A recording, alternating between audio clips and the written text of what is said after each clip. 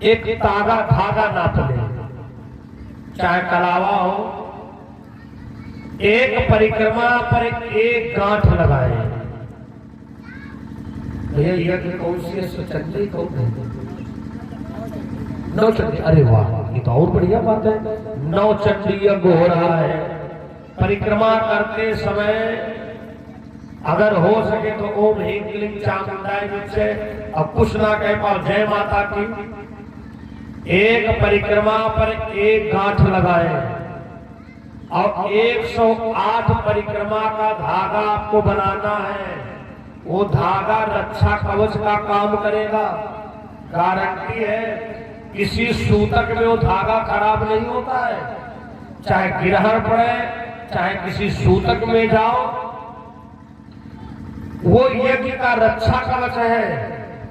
एक परिक्रमा पर एक गांठ, 108 गांठ का आपको धागा बनाना है। बच्चे का पढ़ने में मन ना लगता हो, बच्चा पढ़ लिख गया है, नौकरी चाकरी ना लग पा रही हो, मतलब जो भी कामना करके करोगे और लेकिन किसके लिए कौन कर सकता है? सवाल ये भी है, अगर तुम्हारा पति बाहर है तो पति का नाम लेकर के पत्नी परिक्रमा कर सकती है, और जब तुम्हारे पति देव आए तो यज्ञ का धागा उनको धारण करा दो। तरीका भी बताऊंगा कैसे धारण कराना है। अगर छोटा बच्चा है तो माँ अपने बच्चे के लिए कर सकती है। अगर बुजुर्ग माँ है, चल नहीं पा रही है, तो लड़का अपने माँ बाप के नाम पर परिक्रमा कर सकता है। धागा लगा करके, गांठ लगा करके। पुरुष वर्ग दाहिनी भुजा में धारण करें, माताएं बाई भुजा में धारण करें। इच्छा अनुसार गले में भी धारण कर सकते हो। जब आपकी 108 परिक्रमाएं हो जाए तब वो धागा कागज की पुड़िया में लिफाफा बना करके अपना नाम डाल देना। चाहे तरक जी के पास जमा कर देना, चाहे हमारे पास जमा कर देना। हम आचार्य भगवान से मिलके उस धागे को अभिमंत्रित करा के पुनः आपको वापस दिला देंगे। ये तो यज्ञ का विशेष लाभ जो आज 6 दिन बीते हैं, अगर नहीं उठा पाए हैं लाभ तो जरूर उठाए। अब ये तो हमको नहीं पता कि कौथी यज्ञ है, कौथी यज्ञ, 14वीं यज्ञ। क्या बात हुआ, बहुत लेट आए। बोलो छत्रपाल बाबा की, हाँ उनकी जय बोलो। वहीं के माध्यम से तो यहाँ परिचय हुआ है। अब बात ये आ रही कि 14वीं यज्ञ में आप आए हैं। हम आपको ऐसा तरीका बताने जा रहे हैं कि 1 करोड़ यज्ञ का लाभ आपको मिले। सत्संगति में जाइए और तजी माया अभिमान, जिम जिम पग आगे पड़े तब कोटि यज्ञ समान।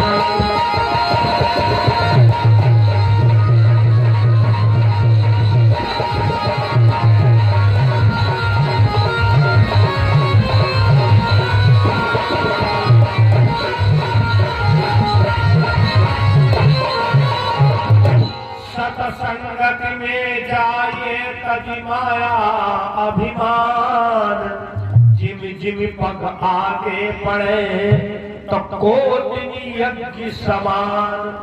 एक यज्ञ नहीं, करोड़ यज्ञ का फल मिल जाता है। वही यज्ञ आपके वहां हो रहा है। यज्ञ की महिमा का महत्व तो लीला पुरुषोत्तम भगवान श्याम सुंदर ने भी माना है। जब धर्मराज ने अपने वहां यज्ञ किया, भैया सारे विभाग बट गए, सारे विभाग बट गए, एक विभाग बचा। आने वाले संत विद्वानों के जूठे पत्थर उठाने का। भगवान कृष्ण मुस्कुराए, बोले धर्मराज एक काम करे, ये वाला काम हमको सौंप दो। पतले उठा पग धोना केशव ने अंगीकार किया। यज्ञ की बहुत बड़ी महिमा है महाराज। जिसके घर का एक दाना यज्ञ में पहुंच जाए,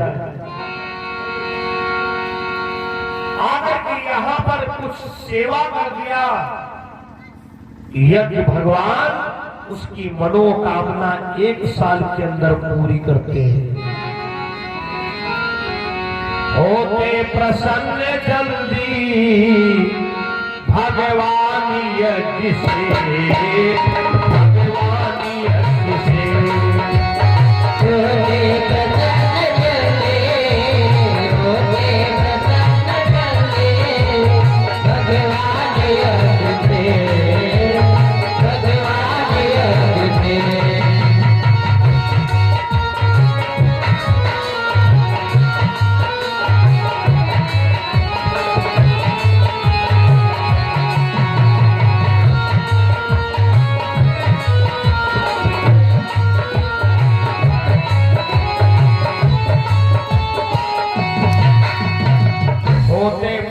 जल्दी है भगवान यज्ञ से।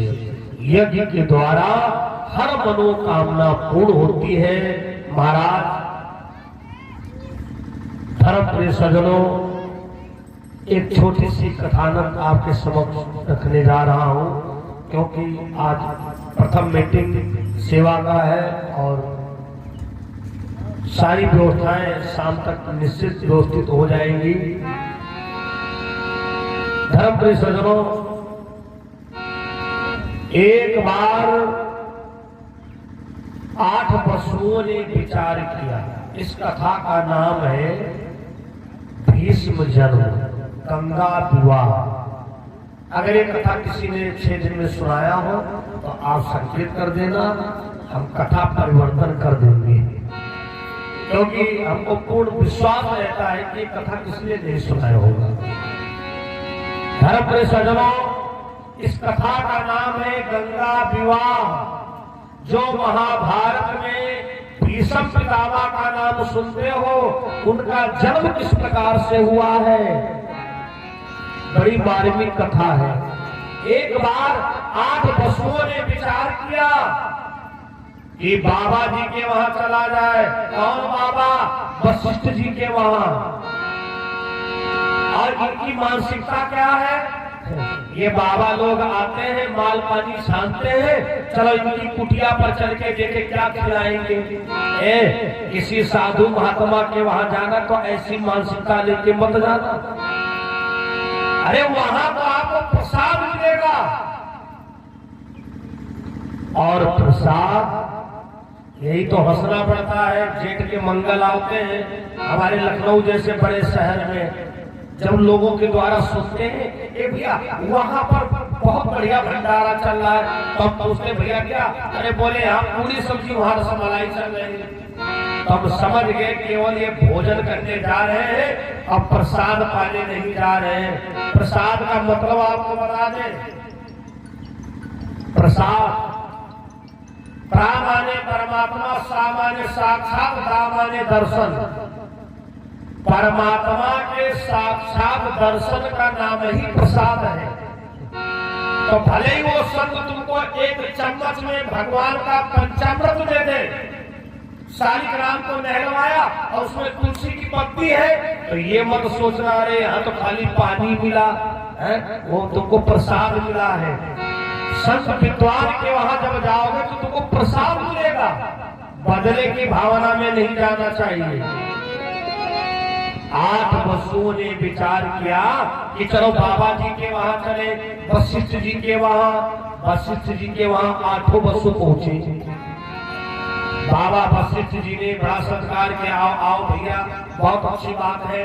अब 8 विचार कर रहे हैं कि बाबा जी से ऐसी ऐसी वस्तुएं मांगो जो इनकी कुटिया पर निकले ना।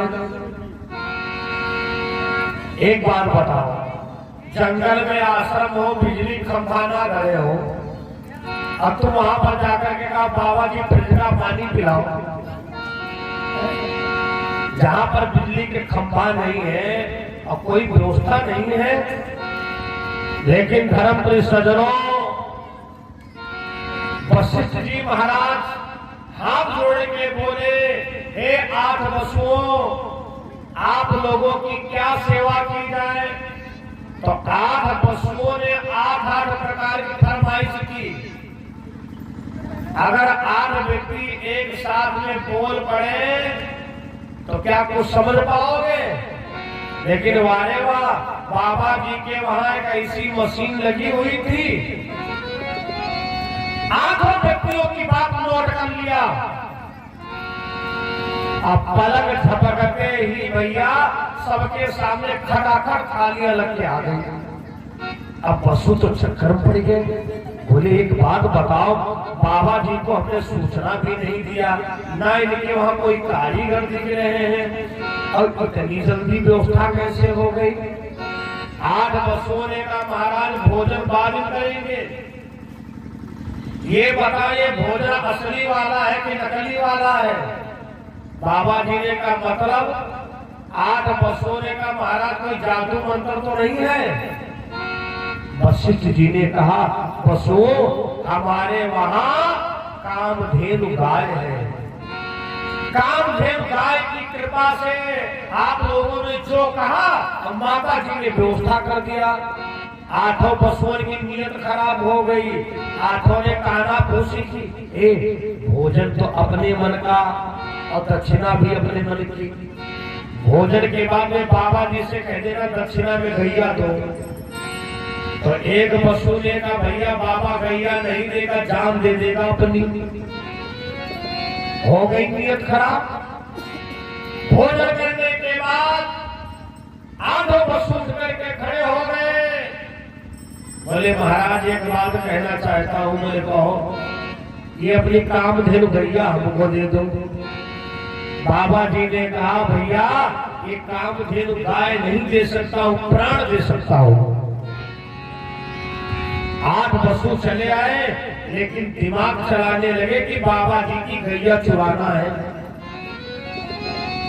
मौका पाकर एक दिन 8 वसुओं ने भैया गैया चोरी कर ली, बाबा जी की गैया चोरी कर ली।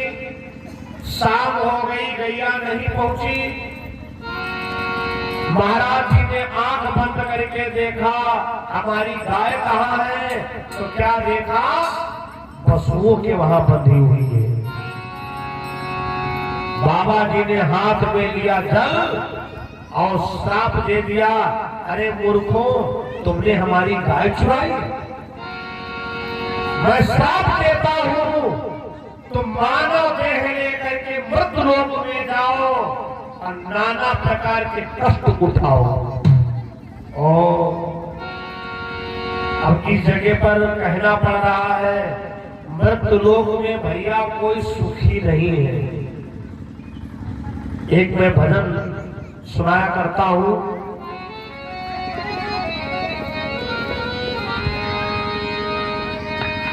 हो कोई मन से दुखी, कोई मन से दुखी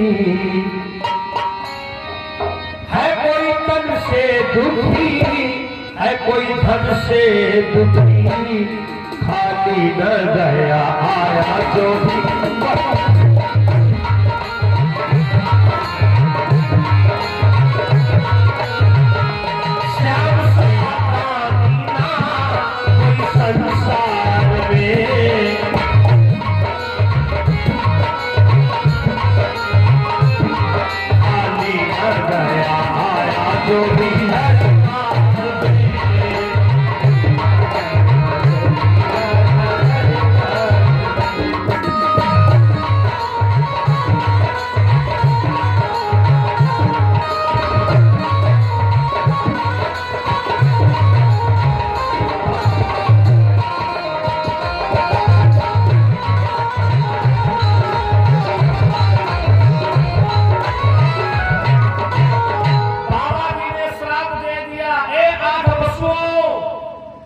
मृत लोक जाना है। जैसे बाबा जी ने श्राप दिया, 8 वसुओं को देवलोक से सब भगाने लगे। पापी कहेगा, अरे राम राम राम, बाबा जी की गैया चुराई, कहीं इसको ठिकाना नहीं मिला। अंत में नारद जी ने बताया, वसुओं, अगर तुम अपनी सुरक्षा चाहते हो तो वशिष्ठ जी की शरण में जाओ। ये 8 वसु बाबा जी के पैरों में गिर पड़े, महाराज क्षमा कर दो, महाराज क्षमा कर दो। बाबा जी ने कहा, दिया हुआ श्राप वापस नहीं हो सकता है। अब कितना हो सकता है, 7 लोग तो पैदा होके मर जाओगे, पैदा होके मर जाओगे, लेकिन 8वें व्यक्ति को अधिक समय तक धरती पर रहना है, लेकिन वो बहुत बड़ा पूजनीय व्यक्ति होगा, सम्मानित व्यक्ति होगा। इन 8 वसुओं ने सोचा इस श्राप तो बहुत हल्का हो गया, भाई पैदा होंगे मर जाएंगे, लेकिन उनको ये नहीं पता था यही सबसे कठिन है। ब्रह्मा जी के वहां गए, ब्रह्माणी से बोले, माता। ब्रह्माणी ने कहा, क्या बात है, आप मृत्युलोक में चलिए, किसी पुरुष से शादी कर लो और हमको बारी बारी से जन्म दो, 7 लोगों को मार डालो, एक व्यक्ति को छोड़ दो। ब्रह्माणी ने उठाया झाड़ू, दुष्ट कहीं का, हमारे पति ब्रह्मा सृष्टि रचयिता है, मैं इतना तुच्छ काम करूं, मैं तेरी मदद नहीं कर सकती हूं। शंकर जी के वहां गए, भोले बाबा विष्णु जी के वहां गए। अंत में जब किसी ने नहीं कृपा किया तो गंगा जी ने तीनों देवताओं से प्रार्थना किया, पितामह, ये बेचारे 8 वसु हैं, इनको श्राप लगा है, इनको जन्म देना है और इनको समाप्त कर देना है। ऐसा करिए, आप हमको आदेश दे दीजिए, हम इन 8 का कल्याण कर देंगे।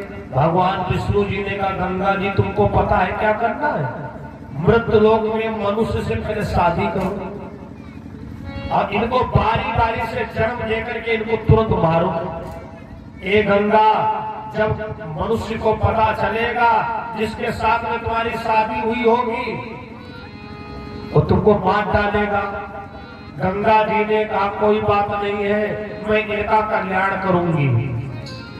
श्रोताओं, उधर से माता गंगा देवलोक से मृत्यु लोक के लिए मानवी रूप धारण किया।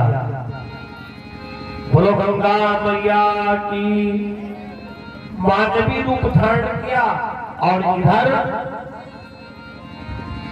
हस्तिनापुर के राजा, जिनका नाम था शांतन, जिनका नाम था शांतन, तुलसी बाबा ने लिखा है, अरे नारी मरे ग्रह सब प्रतिनाशी, मोड़े मुरारी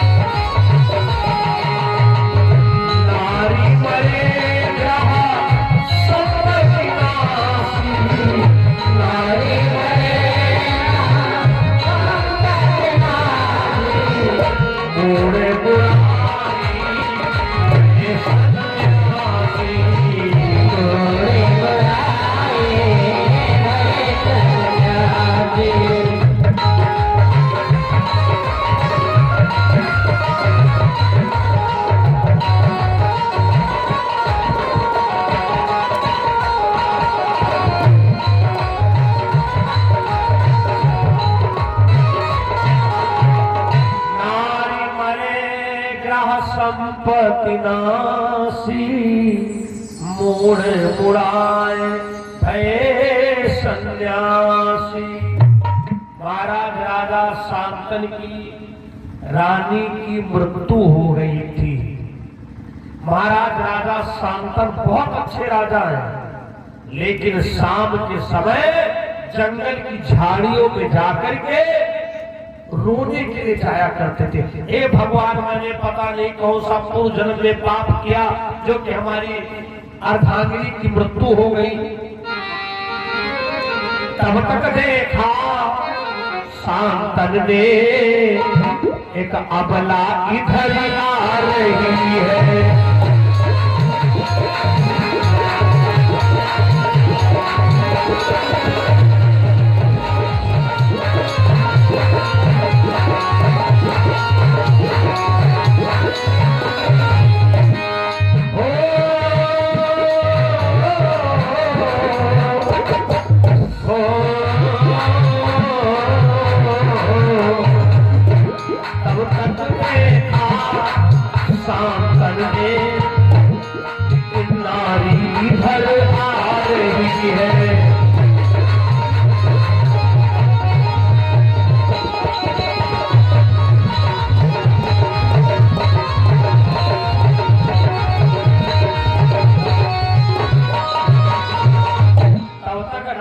सांतन की नजर पड़ी, एक नारी इधर आ रही है।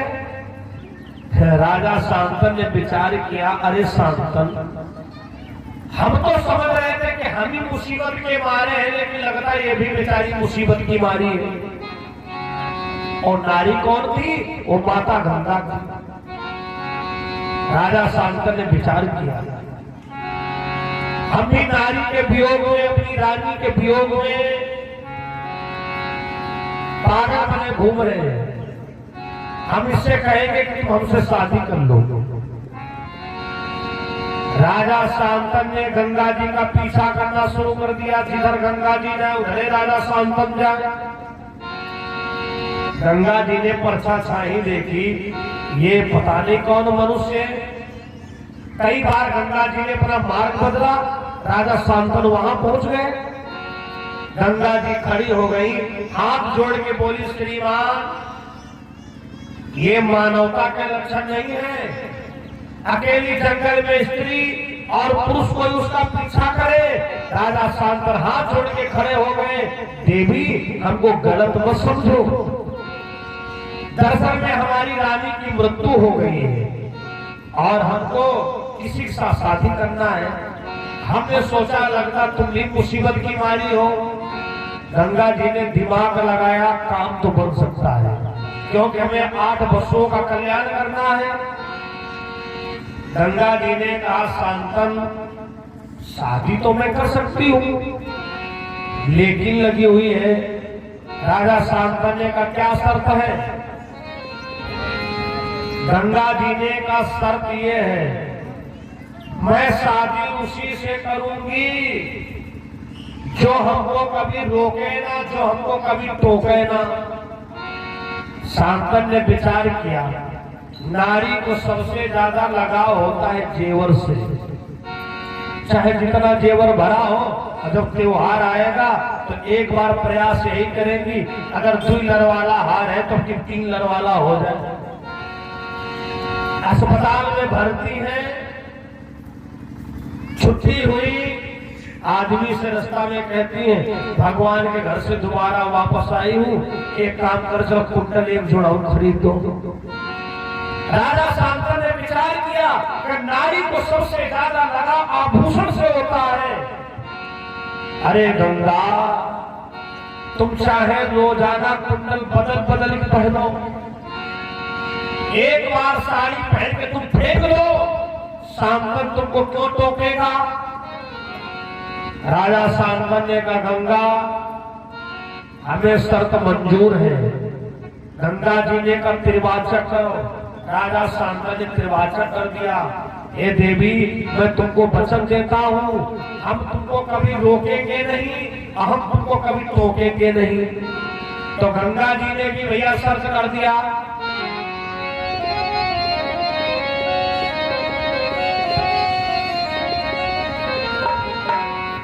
जिस दिन तुम हमको रोकोगे, उस दिन ही छोड़ चली जाऊं।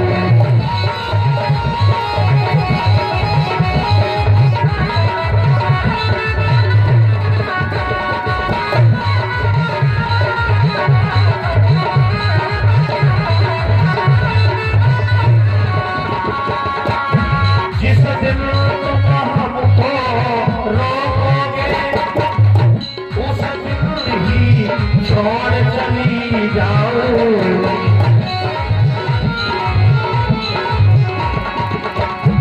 जिस दिन तुम हमको सौंपोगे उस दिन ही छोड़ कटी जाऊं।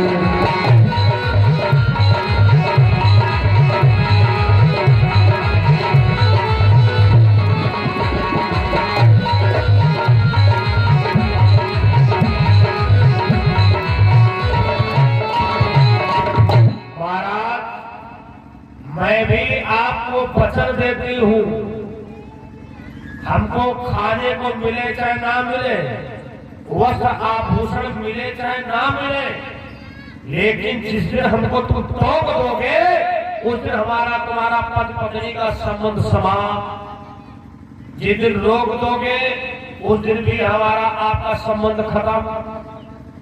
राजा शांतन समझ नहीं पाए।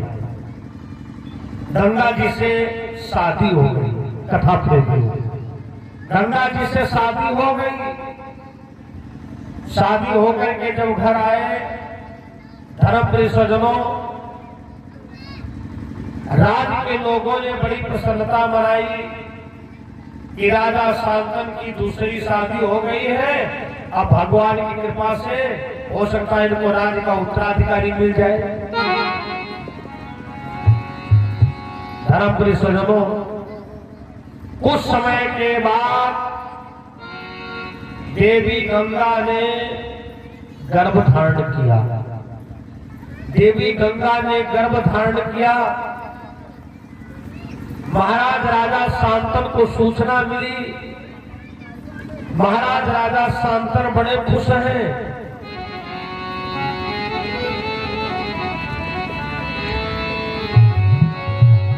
जब मेरे वहां पुत्र का जन्म होगा तो मैं खूब अन्न धन लुटाऊंगा। धर्मप्रिय सज्जनों, राजा शांतन ने गंगा जी की सेवा में ना जाने कितनी दासियां लगा दी, लेकिन गंगा जी का उद्देश्य तो कुछ और था। कोई शादी का उद्देश्य नहीं था। गंगा जी का उद्देश्य था उन 8 पशुओं का कल्याण करना। बच्चे का जन्म हुआ कथा प्रेमियों। अच्छा खासा बच्चा हष्ट-पुष्ट था, लेकिन गंगा जी ने देखते देखते बच्चे का गला दाबकर और मार डाला। अरे दासी राजा शांतन के पास में गई, कहा महाराज गजब हो गया। कहा क्या?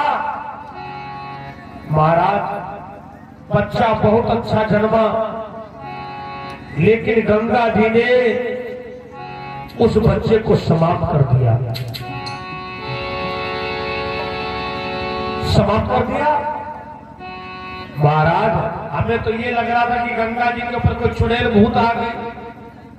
ऐसी कौन मां होगी दुनिया में जो अपने बच्चे को मार डाले? अब शांतन विचार करते हैं कि गंगा जी को टोक नहीं सकते ना, अगर टोकेंगे तो गंगा जी छोड़ी चली जाएगी। जब शाम को गंगा जी के पास में पहुंचे तो राजा शांतन समझाते हैं, गंगा संतान जो है बड़ी कृपा से भगवान की मिलती है। गंगा जी ने कहा, गंगा जी ऐसे सुन रही जैसे आप लोग कथा सुन रहे हो, जैसे गंगा जी को कुछ पता ही ना हो। महाराज राजा शांतन ने कहा, देवी गंगा, बच्चे का वध करना बहुत बड़ा पाप होता है। गंगा जी ने कहा, हाँ स्वामी। अब शांतन को ये लगा कि लगता गंगा जी को कुछ हो गया था। ठीक है, जब दूसरा गर्भ गंगा जी के आया, एक नाउत वैद्य खूब दुआ तबीज गंगा जी को पहनाए गए। महाराज अब की कुछ नहीं होगा, मेरी गारंटी है। लेकिन जैसे बच्चा पैदा हुआ और गंगा जी ने विकराल रूप धारण किया, तो मैं तुमको जिंदा नहीं छोड़ूंगी, आज दूसरा बच्चा भी मार डाला।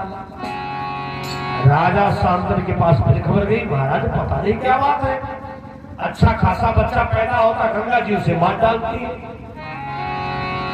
अब राजा सांकर अंदर अंदर घुट गए, हाय भगवान करे तो क्या करे। हमने गंगा जी को वचन दे रखा है, जिस दिन तुम हमको टोकोगे उस दिन ही छोड़ चली जाओ।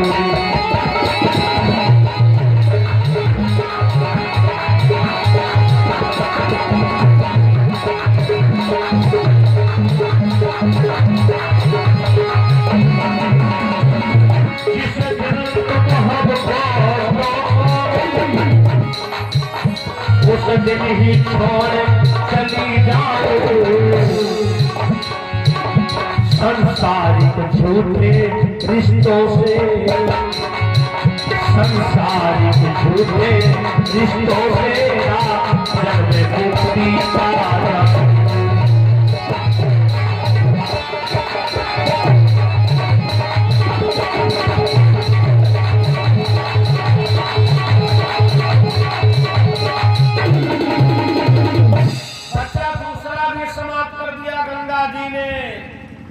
अब अंदर अंदर राजा शांतनु घुटते हैं, हाय भगवान हमने बहुत गलत वचन दे दिया, अगर गंगा जी को टोकूंगा तो गंगा जी छोड़ चली जाएगी। पता नहीं गंगा ऐसा क्यों कर रही है। 7 बच्चे मर चुके थे। अब सोचो कौन ऐसा पुरुष होगा जिसकी पत्नी 7 लड़का मार डाले और बर्दाश्त करे। जब 8वां गर्भ आया तो राजा शांतनु ने संकल्प लिया, अब गंगा जी रहे चाहे चली गए, अब के मुझको जरूर टोक देंगे। और गंगा जी भी विचार करके कि अब की राजा शांतनु अपना प्रण तोड़ देंगे, हमारा काम तो हो गया है। 7 पशु मर चुके हैं जिनको मरना था, 8वें को जिंदा रहना है।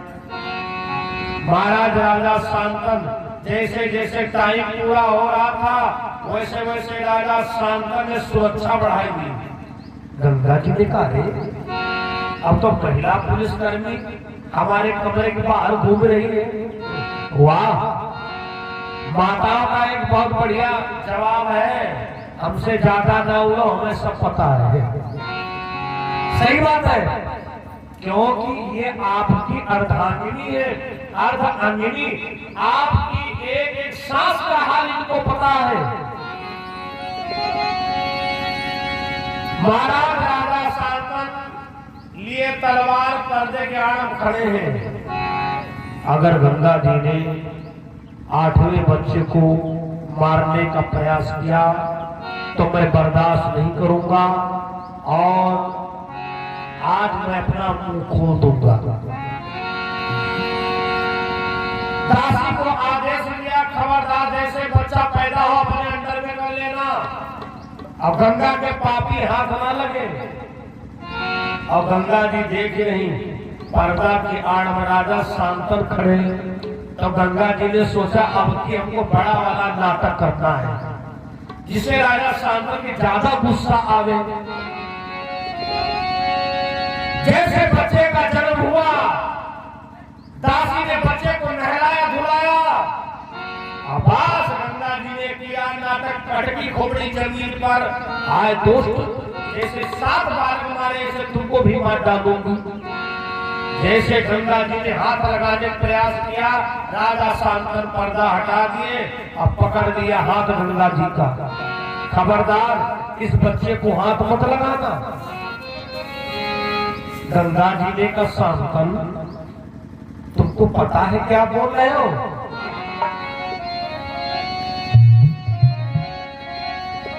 जिस दिन तुम मुझ मारोगे उस दिन ही छोड़ चली जाओ। महाराज के झूठे रिश्तों से राज में मुक्ति पा जाओ।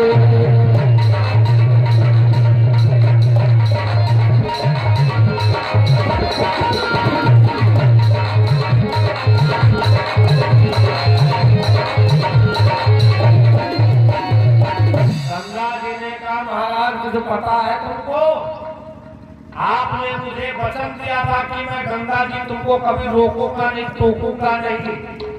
राजा शांतनु का उसी की बदौलत हाय दादा हमारे साथ लिखा मास्टर पापिनी तू कैसी गंगा है, कैसी देवी है। तो गंगा जी ने कहा फिर कहा वचन तोड़ रहे हो। गंगा जी ने कहा हाथ जोड़ के बोली महाराज जो 7 मरे हैं उनको मरना ही था। ये 8 बसु थे राजा शांतनु मुनिवर ने इनको श्राप दिया।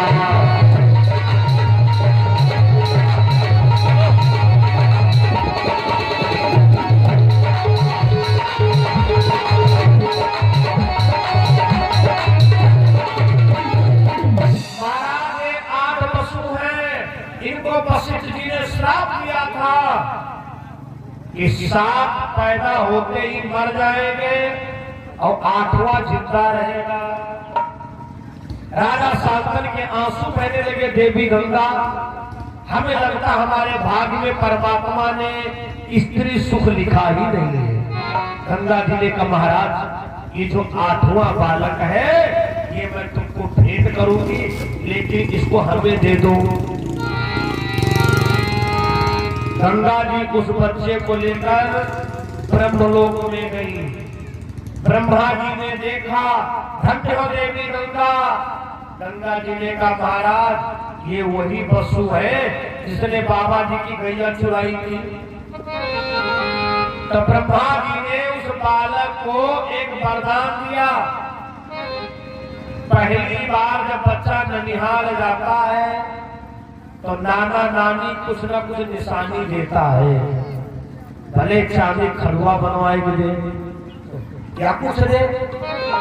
तो ब्रह्मा जी ने कहा गंगा तुम मेरी बेटी हो, इस हिसाब से बालक हमारा नाती हुआ।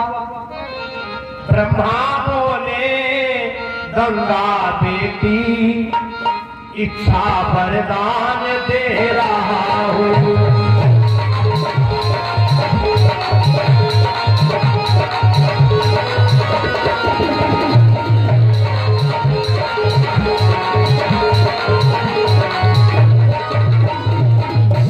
देवी गंगा इस बच्चे को मैं इच्छा वरदान दे रहा हूँ, मतलब ये अपनी इच्छा से मरेगा। काल इनसे पूछेगा कब मरोगे। धर्म परिषदों गंगा जी ने ला करके दिया। उसी बालक का नाम पड़ा देवदत्त। आगे चल करके इन्हीं को कहा गया है भीषम पितामह। लेकिन देवदत्त से गंगा पुत्र से भीषम पितामह कैसे बने हैं समय आने पर अगर आपका रुझान देखूंगा तो इसी प्रसंग को बढ़ा दूंगा वरना कथा परिवर्तन कर दूंगा। बोलो सच्चिदानंद भगवान की। अब एक छोटा सा भजन सुन लीजिए और ठीक समय से आरती का कार्य होना है। 5 बजे तक का समय हमें निर्धारित करके मिला है और समय के अंतर्गत आज और कल 2 दिन की सेवा है। और ये पूरा प्रोग्राम इंटरनेट की दुनिया में YouTube पर अभी 1 घंटा बाद पहुंच जाएगा। आप अपने वहां का कार्यक्रम उपस्थिति भले कम है लेकिन हम चाहेंगे एक दूसरों को सूचित करें जो पंडाल की जगह खाली है भरी दिखे। और पूरे देश विदेश में आपके वहां का यज्ञ का कार्यक्रम आज ही पहुंच जाएगा देखने के लिए। जो लोग इंटरनेट चलाते हैं अपने मोबाइल पर स्वामी भुसुंडी जी महाराज यूट्यूब पर यज्ञ सिकंदरपुर जैसे डालेंगे 2 घंटे बाद यहाँ का प्रोग्राम इंटरनेट की दुनिया में यूट्यूब चैनल पर पहुंच जाएगा। बोलो सच्चिदानंद भगवान की। और आरती बनाने आरती होती कि नहीं होती ना, आरती बना के ले तब तक एक भजन सुने।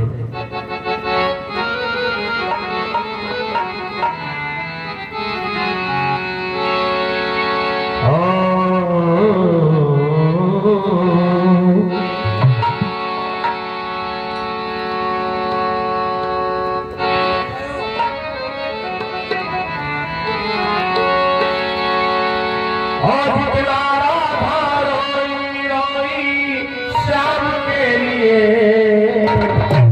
कन्हैया उतना रोया रोया है सुदामा के लिए, कन्हैया उतना रोया रोया है सुदामा के लिए।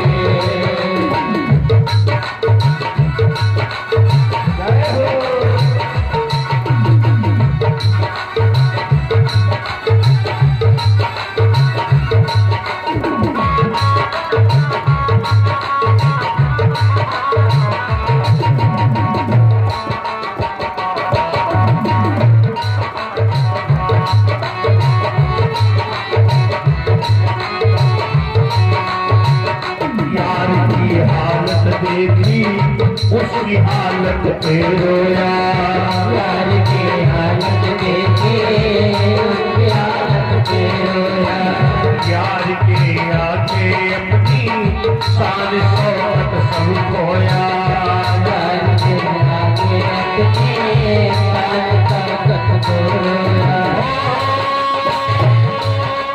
ऐसे करता ऐसे संग परवाना के लिए, ऐसे करता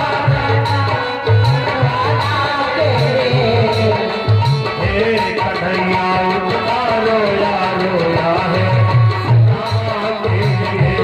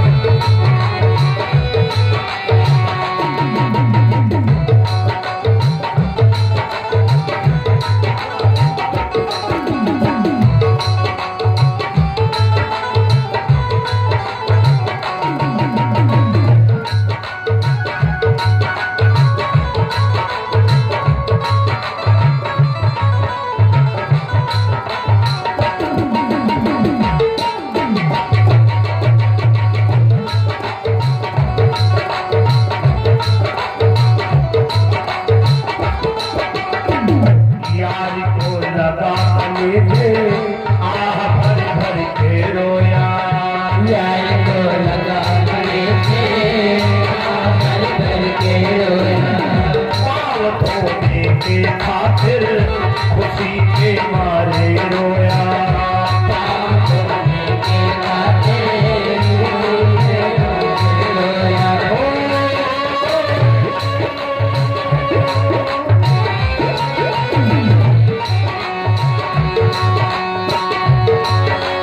ये आंसू भर पाई हर जाना के लिए,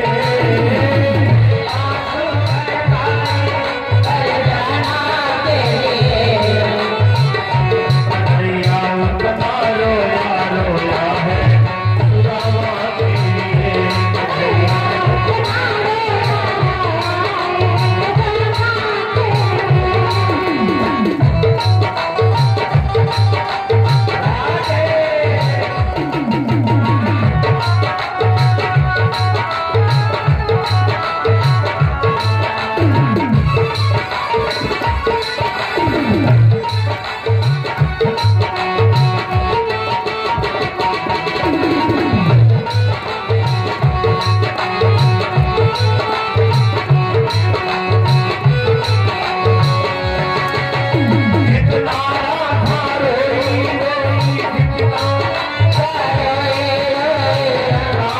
के लिए, कन्हैया उतना रोया रोया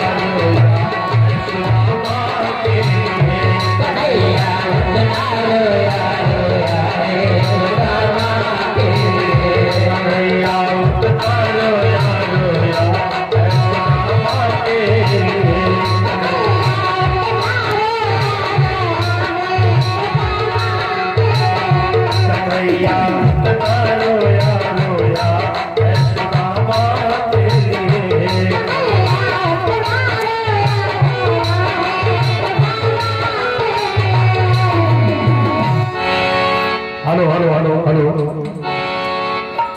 भैया हो गए इधर वाले साउंड का मास्टर बढ़ा लो, इधर वाले का।